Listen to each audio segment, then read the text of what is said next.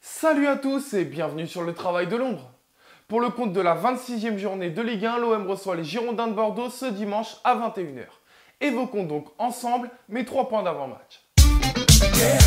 Pour commencer, une seule issue à ce match. Les 3 points d'abord parce qu'après cette contre-performance à Saint-Etienne, si on peut l'appeler comme ça, c'est très important qu'on poursuive dans cette spirale positive, dans cette bonne dynamique et qu'on poursuive également dans notre invincibilité au Vélodrome très intéressante.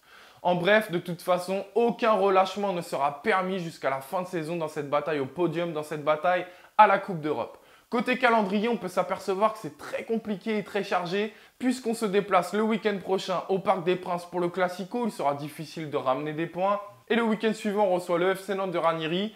Intercalé à tout ça, la Coupe d'Europe et la Coupe de France. Et on se retrouve avec un mois de février chargé, un mois de février charnière où il est très important de prendre des points dès dimanche face à Bordeaux. Côté statistique, on peut leur faire dire tout et son contraire. Si ce n'est qu'il faut retenir que Bordeaux est la meilleure équipe de Ligue 1 dans cette année civile 2018 avec le Paris Saint-Germain. On les affronte donc certainement au pire des moments et qu'ils sont sur 3 victoires sur 4 matchs à l'extérieur.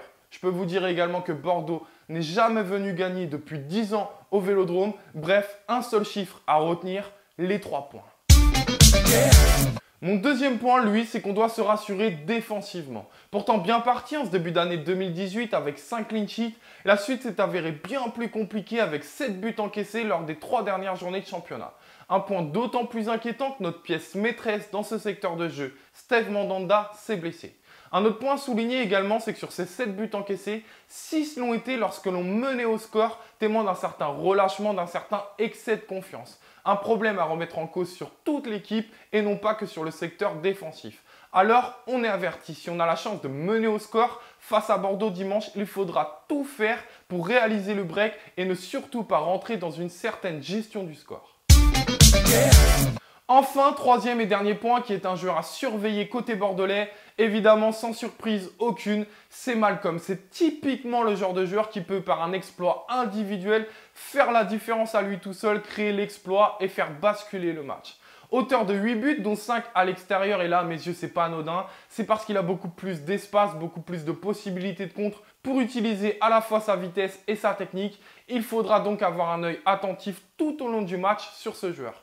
Très bon tireur de coups de pied arrêtés également et notamment de corner où Bordeaux a inscrit 2 de ses 3 derniers buts. Un secteur de jeu où je nous trouve assez fragile, assez friable encore dans ce domaine. Il faudra donc être attentif à ce joueur mais également à ses coups de pied arrêtés. Voilà donc pour mes 3 points d'avant-match. Je vous donne rendez-vous comme d'habitude mardi midi sur le Phocéen pour l'analyse de ce Marseille-Bordeaux et allez l'OM.